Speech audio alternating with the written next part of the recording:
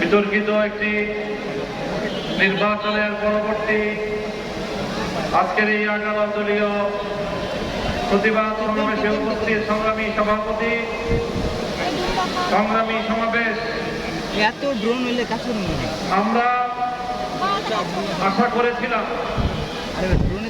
বহু রক্ত, জীবন, অনেক অস্ত্র আর ঘামের বিনিময়ে অর্জিত জুলাই বিপ্লব পরবর্তী বাংলাদেশের মানুষ তাদের ব্যালটের অধিকার ফিরে পাবে, কিন্তু দুর্ভাগ্যজনকভাবে 12ই ফেব্রুয়ারি মানুষের ব্যালটের অধিকারের সাথে নির্মম তামাশা করা হয়েছে।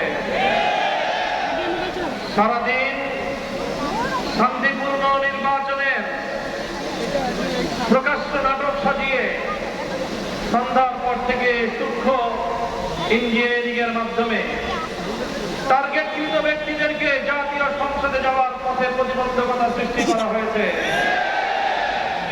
ডিপ স্টেটের এজেন্ডা বাস্তবায়ন করতে বাংলাদেশের জনগণের অর্থে লালিত প্রশাসন ব্যবহৃত হয়েছে।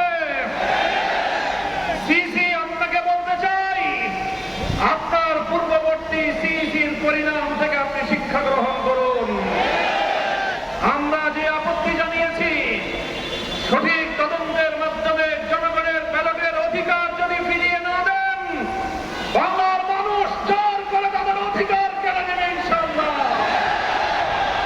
আপনাদের এই প্রহসনের প্রতিবাদ করার পর গোটা বাংলাদেশ জুড়ে আমাদের 11 দলীয় নির্বাচনী ঐক্যের নেতা কর্মী সমর্থকদের উপর যেই পৈশাচিকতা চালানো হচ্ছে, আমাদের বোনদেরকে ধর্ষণ করা হয়েছে, আমাদের মা বোনদের শ্লীলতাহানি শুধু নয়, তাদেরকে শারীরিকভাবে লাঞ্ছিত করা হয়েছে, আমাদের বাড়ি ঘরে অগ্নিসংযোগ করে বাংলাদেশে আবার নতুন করে প্রতিবাদ ফিরিয়ে আনবার পায়তারা চালানো হচ্ছে।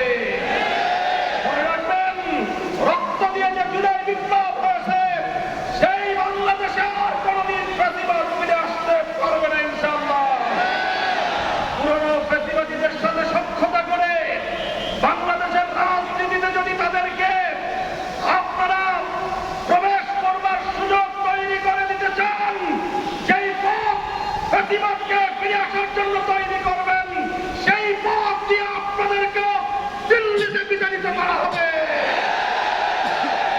তৃতীয় কথা আমাদের পরিষ্কার, শরীফ